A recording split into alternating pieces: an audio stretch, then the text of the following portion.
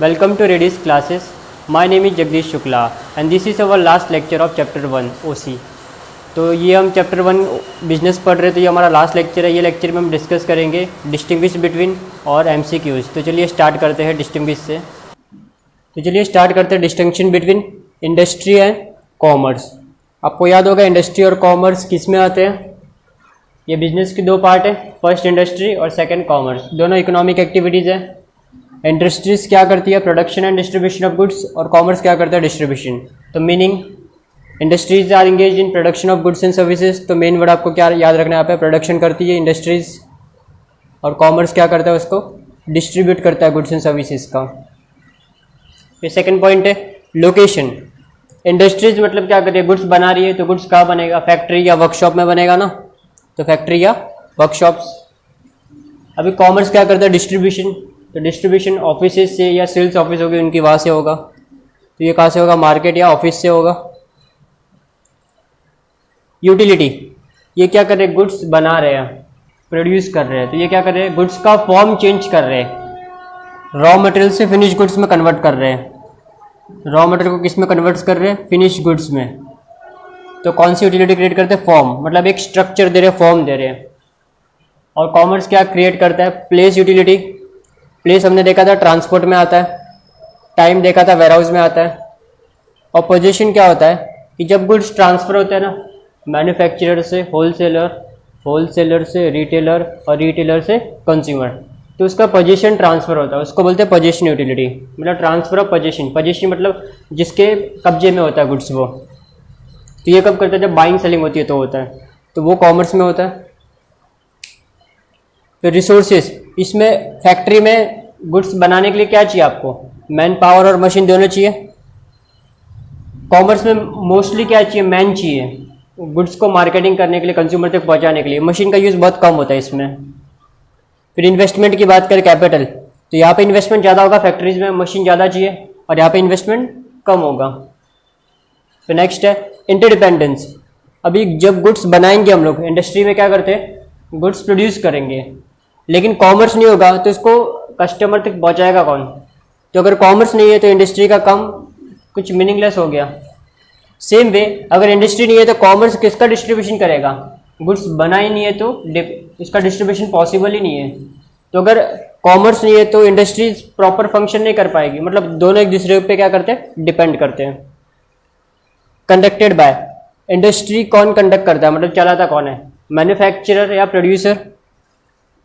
जो कुछ बना रहे, प्रोड्यूसर प्रोडक्शन होता है ना यहाँ पे, तो जो प्रोडक्शन का काम करता है वो इंडस्ट्री में आ गया। यहाँ पे कौन, जो डिस्ट्रीब्यूशन का काम करता है, होलसेलर आ गए, आपके रिटेलर आ गए, ट्रेडर आ गए, फिर एजेंट आ गए, वो सब यहाँ पे आ जाएंगे। फिर नेक्स्ट क्या है, स्टेटस। ये बहुत पहला इंपॉर्टेंस इसका होता है, इसका सेकेंडरी इंपॉर्टेंस है। क्यों, क्योंकि गुड्स बनेगा तभी तो वो डिस्ट्रीब्यूट होगा। तो पहले काम ये करेगी, गुड्स बनाएगी, बाद में उसका डिस्ट्रीब्यूशन होगा। नेक्स्ट है क्लासिफिकेशन। इंडस्ट्रीज का हमने देखा था, 3 मेन क्लासिफिकेशन देखे थे, प्राइमरी, सेकेंडरी और टर्चरी। तो इसके मेन 3 क्लासिफिकेशन है, प्राइमरी, सेकेंडरी और टर्चरी। इसके 2 क्लासिफिकेशन है, trade and auxiliaries to trade, और यू में से एड्स टू ट्रेड। तो ये रहा इसका। फिर मार्केट फोर्सेस, ये क्या करे, गुड्स बना रही है, तो गुड्स बना करके मार्केट को दे रही है, मतलब ये क्या कर रही है, सप्लाई कर रही है, मतलब गुड्स कस्टमर को पहुंचा रही है। और ये क्या, कस्टमर तक गुड्स पहुंचा रहे हैं। तो ये कौन सी साइड काम करते हैं, मेनली डिमांड साइड। नेक्स्ट देखते हैं। तो जो नेक्स्ट डिस्टिंक्शन है वो बिजनेस, प्रोफेशन एंड एम्प्लॉयमेंट के ऊपर है। ये डिस्टिंक्शन आपके एग्जामिनेशन पॉइंट ऑफ व्यू से बहुत इंपॉर्टेंट है, 5 मार्क्स के क्वेश्चन पूछते हैं, तो कोई भी 2 या 2 से ज़्यादा भी पूछ सकते हैं। तो बिजनेस, प्रोफेशन और एम्प्लॉयमेंट, इन तीनों में क्या डिफरेंस है वो अपने को लिखना है। सबसे पहला, ये तीनों इकोनॉमिक एक्टिविटीज़ है, हमने देखा था। ह्यूमन एक्टिविटीज़ होती है वो 2 टाइप की होती है, इकोनॉमिक एंड नॉन इकोनॉमिक। उसमें ये तीनों आते हैं, बिजनेस, प्रोफेशन एंड एम्प्लॉयमेंट। तो मीनिंग ये इकोनॉमिक एक्टिविटी है, और ये बिजनेस क्या करता है, गुड्स। अगर बिजनेस की और क्लासीफाई करोगे तो वो इंडस्ट्री और कॉमर्स आता है, तो गुड्स प्रोड्यूस करके उसको डिस्ट्रीब्यूट करने का काम करते हैं। तो ये क्या करती है, प्रोडक्शन और डिस्ट्रीब्यूशन करते हैं गुड्स का। तो प्रोडक्शन कौन करती है, इंडस्ट्री करती है, और डिस्ट्रीब्यूशन कौन करती है, कॉमर्स। फिर प्रोफेशन भी इकोनॉमिक एक्टिविटी है, सारी की सारी इकोनॉमिक एक्टिविटी है, सब पैसे कमाने के लिए की जाती है। भी प्रोफेशन में हम लोग लीगल सर्विसेज हो गया, मतलब जो एडवोकेट हो गया, जो टीचर्स है, लॉयर्स हो गया, आपके चार्टर्ड अकाउंटेंट्स है, इंजीनियर्स है, या कोई एक्टर हो गया, तो इसमें स्किल या नॉलेज की ज़रूरत होती है। तो इसमें हम एक्सपर्ट सर्विसेज देते हैं अपनी नॉलेज या स्किल के बेस्ड पे। एम्प्लॉयमेंट में हम क्या करते हैं, किसी के अंडर में जॉब करते हैं, ठीक है। तो one person works under another person, मतलब वही जॉब हो गया आपका, दूसरों के अंडर में काम करना। नेक्स्ट है रिटर्न या रिवॉर्ड। पैसा क्या मिलता है बिजनेसमैन को, क्या मिलता है, प्रॉफिट मिलता है। प्रोफेशन को क्या मिलती है, फीस मिलती है, ठीक है। ये वर्ड आपको मैंने याद रखना है, इसमें ये वर्ड आपको लिखना पड़ेगा, बाकी सेंटेंस ठीक है, आप अपने हिसाब से फ्रेम कर सकते हो। एम्प्लॉयमेंट को क्या मिलता है, फिक्स सैलरी या वेजेस बोल सकते हैं। सैलरी लिखोगे तो भी चलेगा या दोनों लिखोगे तो भी चलेगा, ये दो वर्ड आपको याद रखने हैं इसमें। फिर नेक्स्ट है कैपिटल इन्वेस्टमेंट। बिजनेस में ऑफ कोर्स कैपिटल ज़्यादा इन्वेस्ट करना पड़ेगा, क्यों, क्योंकि उनको गुड्स बनाने मतलब फैक्ट्री भी लगानी पड़ेगी, फिर गुड्स बांटने तो उनको एजेंट भी रखने पड़ेंगे, डिस्ट्रीब्यूशन का काम, तो बहुत सारा खर्चा होगा इसमें। तो कैपिटल इन्वेस्टमेंट वो भी डिपेंड करता है तुम्हारा बिजनेस कितना बड़ा है और कौन से टाइप का बिजनेस कर रहे हो। दो चीज़ें इंपॉर्टेंट है, बिजनेस का साइज, बिजनेस छोटा है, मीडियम है कि बड़ा है, वो नेचर, मतलब किस तरह का बिजनेस कर रहे हो। एक होता है कि भाई ट्रेडिंग करते हैं तो उसमें क्या इन्वेस्टमेंट थोड़ा कम चाहिए। एक होता है गुड्स बना के बेच रहे हैं, मैन्युफैक्चरिंग कर रहे हैं, तो उसमें इन्वेस्टमेंट थोड़ा ज़्यादा होता है। या सर्विस दे रहे हैं तो उसमें भी इन्वेस्टमेंट ट्रेडिंग के कंपेयर में सबसे कम उसी में होता है। तो डिपेंड करता है आपका बिजनेस किस टाइप का है।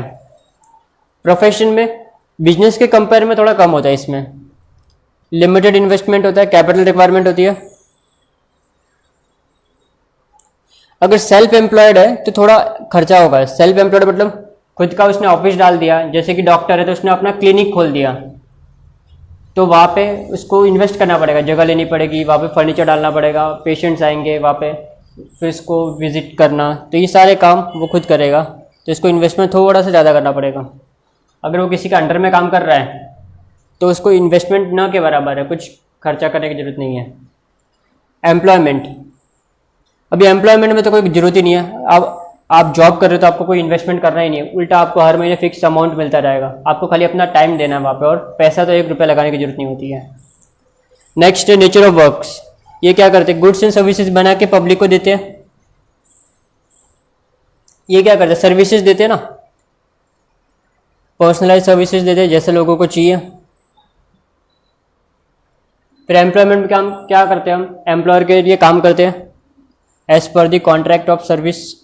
जैसे एम्प्लॉयर के साथ डील हुआ है कि भाई तू ये काम के लिए अपॉइंट हुआ है, तो वो काम हम उसको करके देंगे। चलिए आगे देखते हैं।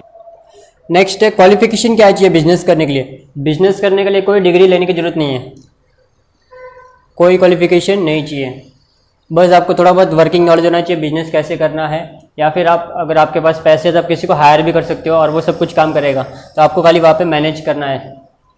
प्रोफेशन के लिए डिपेंड करता है आप किस फील्ड पे हो, जैसे कि कुछ फील्ड में क्वालिफिकेशन की ज़रूरत होती है, जैसे कि आप सीए बन गए तो आपको वहाँ पे क्वालिफाइड होना पड़ेगा, चार्टर्ड अकाउंटेंट बन गए, डॉक्टर बन गए, लॉयर बन गए, तो वहाँ पे आपको एक डिग्री लेनी पड़ेगी। बट आप अगर अच्छे सिंगर हो, डांसर हो, एक्टर हो, तो वहाँ पे नॉर्मली डिग्री की ज़रूरत नहीं पड़ती है। तो यहाँ पे एक्सपर्ट नॉलेज या फिर आपको ट्रेनिंग की जरूरत पड़ेगी। अच्छा एक्टर वही होगा जो ज़्यादा अच्छी ट्रेनिंग लेगा, ज़्यादा अच्छा प्रैक्टिस करेगा। फिर यहाँ पे डिपेंड करता है, यहाँ पे भी कोई मिनिमम क्वालिफिकेशन प्रिस्क्राइब नहीं है। एम्प्लॉयर के लिए जो सूटेबल है वो नॉलेज तुम्हारे पास होना चाहिए। अगर तुम अकाउंटिंग का काम करने जा रहे हो तो तुम्हें अकाउंटिंग का नॉलेज होना चाहिए। तो यहाँ पे कोई प्रिस्क्राइब क्वालिफिकेशन होनी चाहिए जो एम्प्लॉयर को चाहिए। नेक्स्ट है डिसीजन मेकिंग। यहाँ पे सारे डिसीजंस कौन लेगा, ओनर लेगा ना, बिजनेसमैन, वो अपने डिसीजन खुद लेगा, किसी को पूछने की जरूरत नहीं है उसको। यहाँ पे भी अगर वो खुद का काम कर रहा है तो सारे डिसीजन वो खुद ही लेगा। अगर वो किसी के अंडर काम कर रहा है तो खुद डिसीजन नहीं ले सकता। जैसे कि ये employ does not have any power to take any decision. क्यों, क्योंकि ये किसी के अंडर काम कर रहा है ना, तो नौकर अपने डिसीजन थोड़ी लेता है, डिसीजन कौन लेता है, बॉस लेता है। तो यहाँ पे एम्प्लॉयर लेगा डिसीजन। एम्प्लॉय मतलब क्या हो गया, जो उसके अंडर काम कर रहा है, नौकर उसका, और जो एम्प्लॉयर है, बॉस है, वो सारे डिसीजंस फ्रेम करेगा। नेक्स्ट है रिस्क।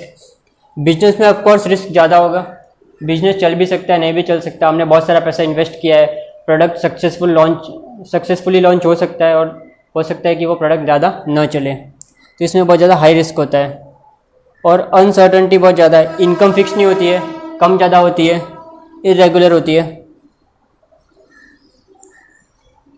अभी प्रोफेशन में भी सेम है, अगर खुद का प्रैक्टिस कर रहा है तो इनकम कोई सर्टन नहीं है, फिक्स नहीं है, रेगुलर भी नहीं होती, सेम इसकी तरह ही है। यहाँ पे कोई रिस्क नहीं, अपने को हर महीने एक फिक्स अमाउंट मिलेगा, इनकम कैसी होगी, फिक्स और रेगुलर होगी। तो एम्प्लॉय को जो भी कॉन्ट्रैक्ट के हिसाब से डिसाइड हुआ उसको हर महीने वो सेम पगार मिलता रहेगा। एग्जाम्पल्स दिए बिजनेस का, आपको जितना भी आजू बाजू दिख रहा है सब बिजनेस ही है। कुछ एग्जाम्पल्स है, देखो बिल्डर्स है, ग्रोसरी स्टोर्स वाले हो गए, सुपर मार्केट है एट्सेट्रा। फिर प्रोफेशन में doctor, CA, lawyers, and employment में आप कोई भी लिख सकते हो, क्लर्क है, टीचर है, ऑफिसर्स है, तो ये किसी के अंडर में काम कर रहे हैं। नेक्स्ट है आपका बिजनेस एंड कॉमर्स। तो बिजनेस के एक्चुअली दो पार्ट्स हैं, कॉमर्स एंड इंडस्ट्री या इंडस्ट्री एंड कॉमर्स।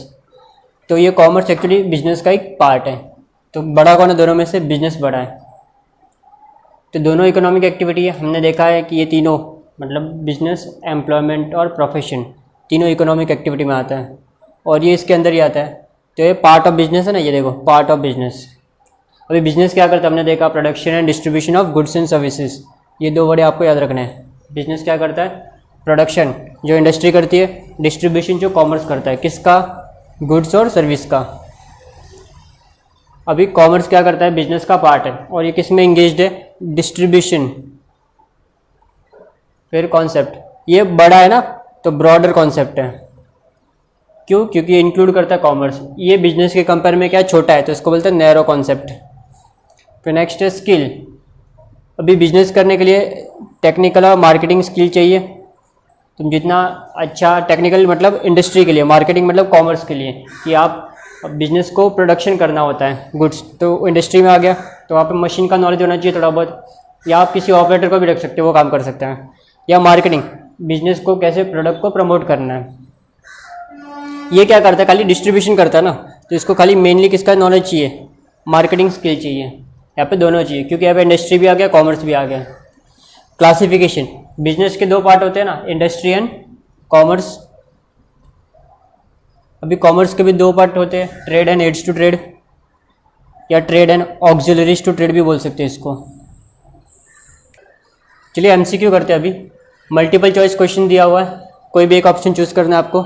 लॉयर क्या होता है, प्रोफेशनल पर्सन है, बिजनेसमैन है या एम्प्लॉय है। लॉयर बनने के लिए कुछ पढ़ाई लिखाई करनी पड़ती है ना, और लॉयर को जो इनकम होती है वो फीस होती है, तो ये कौन है, प्रोफेशनल है। फिर नेक्स्ट है raw material is converted into finished goods या product by dash industry. Raw material को फिनिश गुड्स में कन्वर्ट करना, इसी को बोलते हैं मैन्युफैक्चरिंग ना, गुड्स बनाना, प्रोड्यूस करना, तो ये कौन करता है, मैन्युफैक्चरिंग कंपनी। जेनेटिक क्या करती है, एनिमल का रिप्रोडक्शन करती है, एनिमल्स और प्लांट्स का। एक्सट्रैक्टिव इंडस्ट्री क्या करती है, मिनरल ऑयल एक्सट्रैक्ट करती है, क्रूड ऑयल जमीन से निकालना, ये सब ये काम करती है। Actual buying and selling of goods, buying and selling को क्या बोलते हैं हम लोग, ट्रेड बोलते हैं, is known as dash. Profession तो हो ही नहीं सकता, इंडस्ट्री तो प्रोडक्शन करती है, तो बाइंग एंड सेलिंग कौन करता है, trade. Trade means buying and selling. National level code of conduct is prepared for dash. अभी कोड ऑफ कंडक्ट क्या होता है, एक रूल्स और रेगुलेशंस। कोड ऑफ कंडक्ट मतलब एक रूल्स फॉलो करने होते हैं, तो ये प्रोफेशनल्स के लिए होता है, आप याद रखो।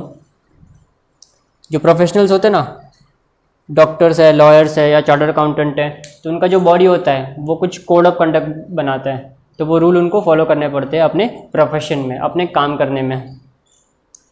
Construction of dam, dams is an activity done under, जितना भी कंस्ट्रक्शन का काम है वो जाती है सेकेंडरी इंडस्ट्री में। डैम, बिल्डिंग, ब्रिजेस, जो इमूवेबल प्रॉपर्टीज़ है ना, लैंड एंड बिल्डिंग जैसी है, वो सारा इसमें आता है सेकेंडरी में। इसमें दो होता है ना, एक मैन्युफैक्चरिंग और एक construction. The problem of distance is solve by, अभी कोई दूर है तो उसकी प्रॉब्लम कौन सॉल्व कर सकता है, ट्रांसपोर्ट ना, हम कहीं भी जा सकते हैं, कोई प्रॉब्लम ही नहीं डिस्टेंस का। फिर कॉमर्स किसका ब्रांच है, बिजनेस के दो ब्रांच है, कॉमर्स और इंडस्ट्री। तो पूछा गया commerce is a branch of dash, commerce is a branch of business. आगे बढ़ते हैं। Return in business is called, return मतलब क्या होता है एक्चुअली इनकम। बिजनेस में हम क्या कमाते हैं, रिटर्न मतलब कॉमर्स में कहीं भी आप देखो या अकाउंट्स में कहीं भी देखो, रिटर्न का मतलब इनकम होता है। रिटर्न मतलब क्या होता है, बिजनेसमैन को क्या मिलता है, फीस प्रोफेशनल को मिलती है, सैलरी एम्प्लॉयमेंट में मिलती है, और प्रॉफिट बिजनेसमैन को मिलता है। अब बिजनेस यूनिट डिपेंड्स अपॉन, मतलब बिजनेस किसके ऊपर डिपेंड करता है, dash for selling it's output, अपने गुड्स बेचने के लिए वो किसके ऊपर डिपेंड करता है, इंडस्ट्री, इंडस्ट्री तो गुड्स बनाती है, बेचती नहीं है। एम्प्लॉय, एम्प्लॉय तो उसके नीचे काम कर रहे हैं। और सोसाइटी, सोसाइटी कौन है, जिसको गुड्स बेच रहा है। तो अभी बिजनेस किसके ऊपर डिपेंड करेगा, अपना गुड्स बेचने के लिए, एम्प्लॉय के ऊपर ना, जो उसके नीचे काम कर रहे हैं वो गुड्स बेचेंगे। Warehousing creates dash utility in the form in goods. Warehousing में क्या होता है, गुड्स स्टोर करके रखते हैं हम लोग एक टाइम पीरियड तक, फिर जब इसकी डिमांड होती है तब इसको विड्रॉ करते हैं। आगे देखते हैं, मैच दी पेयर्स। डिसेबल पर्सन को हेल्प करना, हमने कोई हैंडीकैप पर्सन था उसकी हेल्प की, तो इसके बदले में अपने को कुछ पैसा नहीं मिलने वाला है, ये प्रॉफिट के लिए हमने नहीं किया, तो ये आपकी कौन सी एक्टिविटी है, नॉन इकोनॉमिक, हमने अपना फ़ायदा नहीं देखा उसमें। जेनेटिक इंडस्ट्री, ये जितने भी कल्चर वगैरह आते हैं ना, सेरीकल्चर, ये इसमें आ गया। सेरीकल्चर में जो रेशम के कीड़े आते हैं उससे ऑब्टेन करते हैं हम लोग कोकून से, सिल्क, सिल्क वर्म्स होते हैं। लोकल करेंसी कहाँ पे यूज़ होगी, डोमेस्टिक मार्केट में, या इंटरनल ट्रेड बोल सकते हो उसको, या आपका सी है। और सॉल्व सोशल प्रॉब्लम्स, ये क्या है, सोशल ऑब्जेक्टिव से D.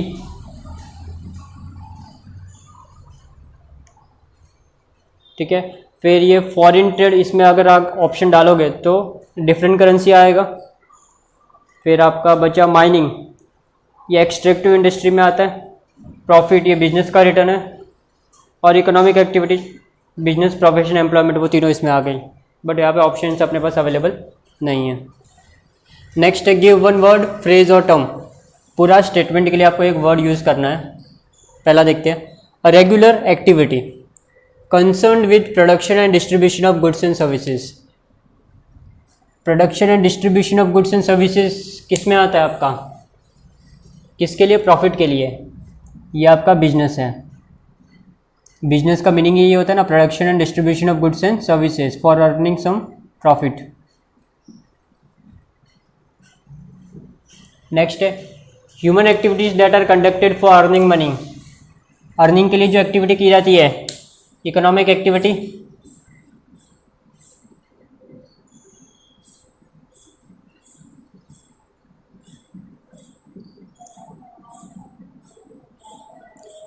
Buying and selling of goods against money.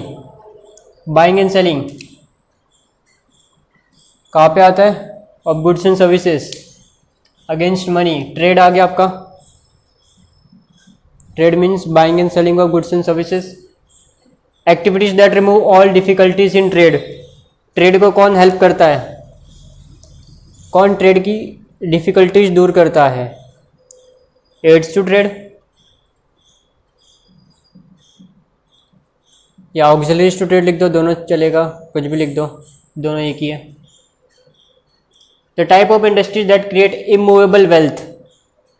Immovable wealth कौन बनाता है, इमूवेबल मतलब जो कंस्ट्रक्शन का काम करती है। तो ये आपकी कौन सी, कंस्ट्रक्शन इंडस्ट्री या सेकेंडरी इंडस्ट्री, दोनों डाल सकते हो आप लोग। तो मैं कंस्ट्रक्शन डाल देता हूँ,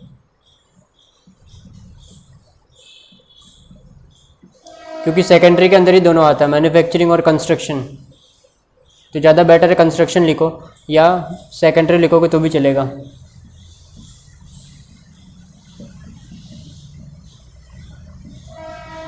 बट ज़्यादा प्रेफरेंस इसको दो। Name the business activity which is concerned with production of goods and services. Production कौन करता है, और नीचे name the business activity which is concerned with distribution of goods and services. तो बिजनेस के दो पार्ट है ना, प्रोडक्शन और डिस्ट्रीब्यूशन, वो बिजनेस में आ गया। तो प्रोडक्शन कौन करता है? इंडस्ट्री। एंड डिस्ट्रीब्यूशन कौन करता है? कॉमर्स। देखो कल वो चार्ट के ऊपर ही पूरा चैप्टर है आपका, और ये बहुत इंपॉर्टेंट चैप्टर है, हर एक चैप्टर में ये काम आएगा आपको आगे के। The activity which provides mobility to man and material. Mobility मतलब एक जगह से दूसरी जगह ट्रांसफर करना। अभी हम मोबिलिटी कैसे करते हैं? हमारी मोबिलिटी कैसे होती है? हम एक जगह से दूसरी जगह कैसे जाते हैं? ट्रांसपोर्ट से ना। An aid to trade which create time utility. Time utility कौन क्रिएट करता है? Warehouse.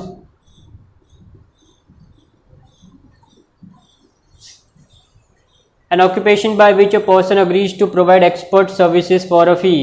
Expert services fee. Expert services fee के लिए कौन देता है? प्रोफेशनल। तो प्रोफेशन।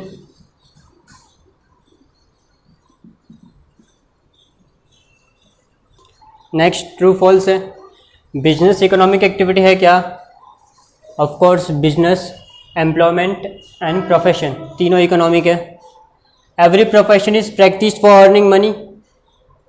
नॉर्मली हर एक प्रोफेशन मनी अर्निंग के लिए नहीं किया जाता, कुछ सोशल वेलफेयर के लिए भी हो सकता है। तो फॉल्स। यहाँ पे अगर आप ये कॉन्फ्लिक्टिंग एक्चुअली, यहाँ पे अगर हम दूसरे पहलू से बात करें तो प्रोफेशन का मेन एम अर्निंग होता है, नो डाउट। बट कुछ प्रोफेशनल्स हो सकते हैं, ऐसे डॉक्टर्स हैं जो फ्री में इलाज कर रहे हैं, तो वहाँ पे है उसका प्रोफेशन, बट वो अर्निंग के लिए नहीं कर रहा है, वो सोशल वेलफेयर के लिए कर रहा है। तो ऐसा भी पॉसिबल है। Primary industries are concern with nature. Primary nature के साथ जुड़ी हुई है ना, प्राइमरी। देखो इसका नाम ही है प्राइमरी, मतलब ये नेचर से कनेक्टेड है, तो ये ट्रू है, इसमें कोई कॉन्फ्लिक्ट नहीं है। ट्रेड इंक्लूड्स कॉमर्स, ये फॉल्स है ना। बिजनेस के अंदर दो पार्ट आते हैं, ट्रेड एंड कॉमर्स। फिर कॉमर्स के अंदर अपना क्या आता है? अगर आपको याद रहेगा तो बिजनेस के अंदर दो पार्ट आते हैं, ये पूरा चार्ट याद कर लो आप लोग। एक आती है आपकी इंडस्ट्री और एक आती है कॉमर्स। फिर इसके अंदर दो पार्ट आ गए आपके, trade and aids to trade. Trade and aids to trade.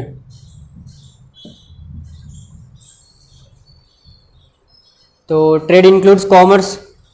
तो क्या ट्रेड के अंदर कॉमर्स आता है कि कॉमर्स के अंदर ट्रेड आता है? कॉमर्स के अंदर ट्रेड आता है ना, ट्रेड के अंदर कॉमर्स नहीं आता।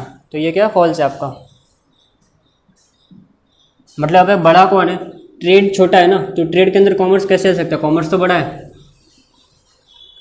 Where housing removes difficulties of time. Proper है ना, ये कौन सी यूटिलिटी क्रिएट करती है? टाइम ना, तो ये ट्रू है। Trade includes buying and selling of goods and services, ये ऊपर 3 बार आ चुका है, ट्रू है। Trade means what? Buying and selling of goods and services. Next, profit leads to increase in overall efficiency of the organisation. तो profit से overall efficiency improve होगी, ऑफ कोर्स होगी, ट्रू है। Plant nursery is an example of extractive industry. Extractive तो ज़मीन से कुछ minerals extract करते हैं, यहाँ पे तो पेड़ पौधे की नर्सरी, मतलब उनको उनके ब्रीड्स वगैरह रिप्रोडक्शन करना, उनको डेवलप करना, तो ये जेनेटिक इंडस्ट्री करती है, एक्सट्रैक्टिव नहीं करती, तो ये फॉल्स है। इंडस्ट्री क्या करती है? गुड्स बनाती है ना, तो फॉर्म यूटिलिटी क्रिएट करती है, ये भी 2 बार आ गया, ट्रू है। रिटेलर किसके बीच में आता है? मैन्युफैक्चरर और होलसेलर के बीच में आता है। आपको याद होगा तो वो लिंक जो मैंने बनाया था, और मैन्युफैक्चरर से गुड्स जाते हैं अपना होलसेलर को,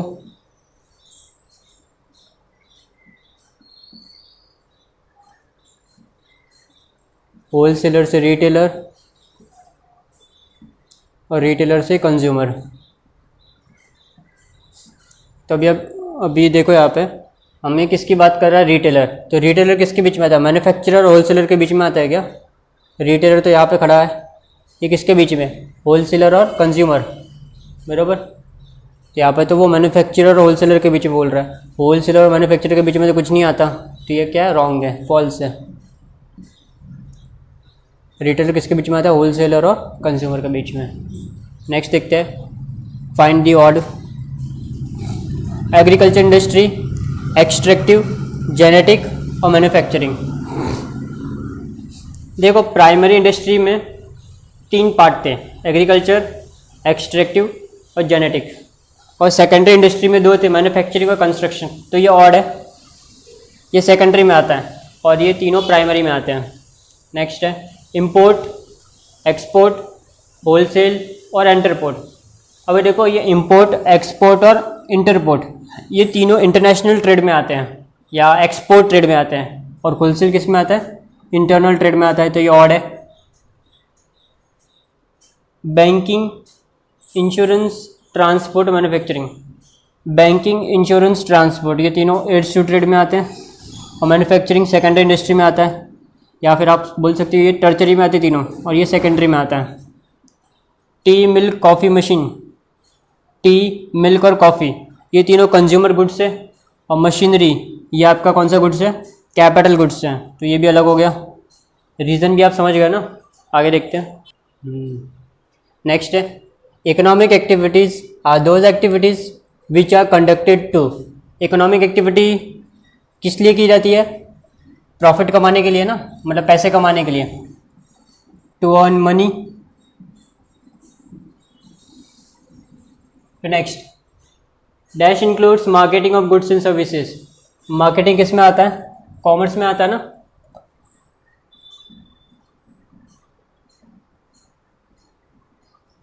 business is an dash activity. Business आपका एन आ गया ना, इकोनॉमिक। बिजनेस कौन सी एक्टिविटी है? इकोनॉमिक एक्टिविटी है। The basic purpose of dash to earn profit. Profit earn करना किसका बेसिक पर्पज है? बिजनेस का ना। बिजनेस किया क्यों जाता है? प्रॉफिट कमाने के लिए। Professional charge dash in exchange for export services. Professional services दे रहे हैं, उसके बदले में उनको क्या मिलेगा? फीस मिलेगी।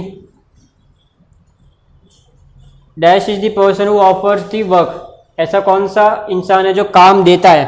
मतलब बॉस ना, यहाँ पे बॉस मत लिखना, एम्प्लॉयर लिखना है। एम्प्लॉयर मतलब काम देने वाला, एम्प्लॉय मतलब काम लेने वाला। Dash is consider as a reward for assuming several business risk. Business में हम रिस्क क्यों उठा रहे हैं? प्रॉफिट कमाने के लिए ना, तो प्रॉफिट। इंडस्ट्री क्या करती है? डैश यूटिलिटी क्रिएट करती है। ये 3-4 बार आ गया ऊपर। आंसर क्या आएगा? फॉर्म। रॉ मटेरियल को फिनिश गुड्स में कन्वर्ट करना, उसका फॉर्म चेंज करना, उसका शेप चेंज करना, ये काम करते हैं industry. In dash trade goods are purchase and sold in bulk. Bulk मतलब लार्ज क्वांटिटी में, होलसेल में, तो होलसेल ट्रेड आ गया ना। Dash is the link between wholesaler और कस्टमर। होलसेलर और कस्टमर के बीच में कौन आता है? हमने देखा था ना, मैन्युफैक्चरर, उसके बाद आता है होलसेलर, उसके बाद रिटेलर, उसके बाद कस्टमर। तो होलसेलर और कस्टमर के बीच में कौन है? रिटेलर।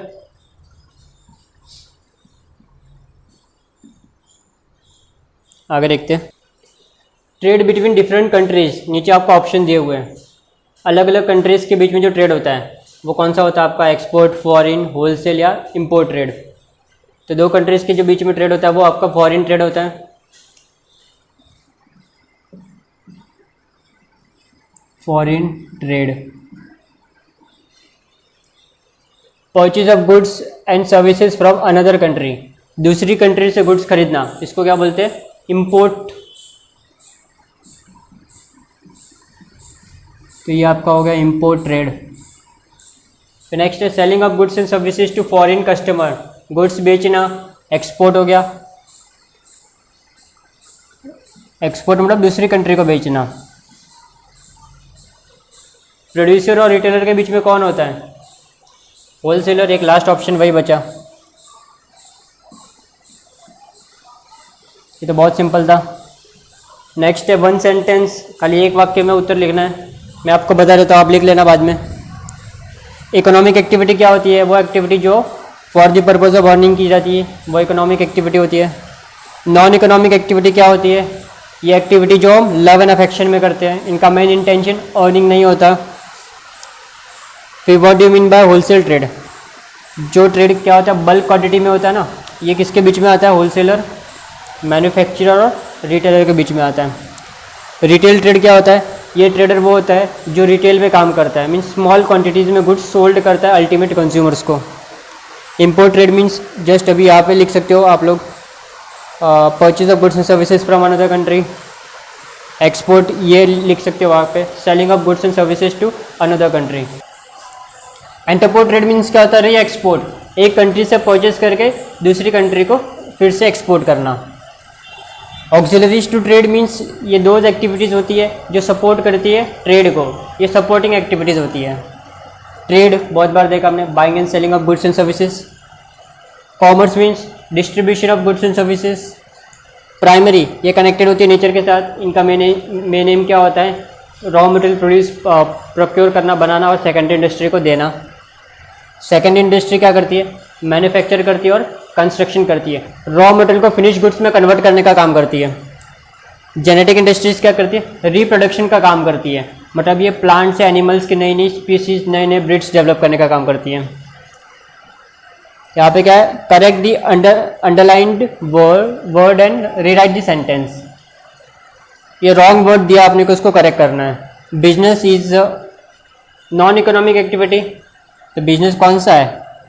इकोनॉमिक एक्टिविटी है ना। Barter exchange is an example of is an exchange with money, तो बार्टर एक्सचेंज में मनी इन्वॉल्व नहीं होता, वहाँ पे क्या इन्वॉल्व होता है? Goods and services.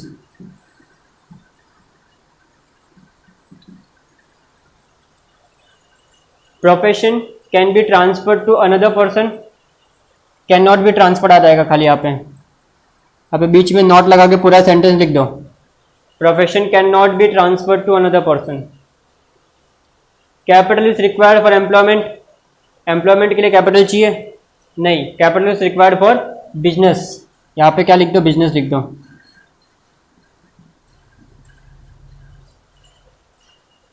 Industry creates place utility, place utility कौन क्रिएट करता है? ट्रांसपोर्ट। जो अंडरलाइन वर्ड है उन्हीं को चेंज करना है, बाकी दूसरों को चेंज मत करना। Commerce represent supply side of market, supply side industry होता है, कॉमर्स तो आपका डिमांड साइड होता है मोस्टली, तो यहाँ पे क्या आएगा? इंडस्ट्री।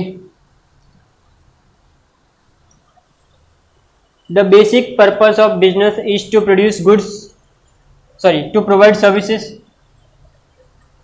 तो ये भी रॉन्ग है। To provide goods and services दोनों होता है।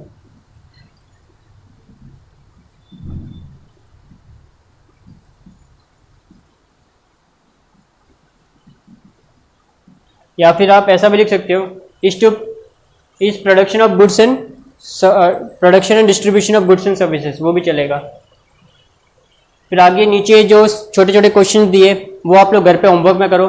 ये सब डिफाइन टर्म्स है, 2 मार्क के लिए आते हैं। फिर ट्रू फॉल्स है और लॉन्ग आंसर से, शॉर्ट नोट से, वो आपको बुक से मिल जाएगा। तो फिर हम लोग मिलेंगे नेक्स्ट क्लास में सेकेंड चैप्टर के साथ, ट्रेड।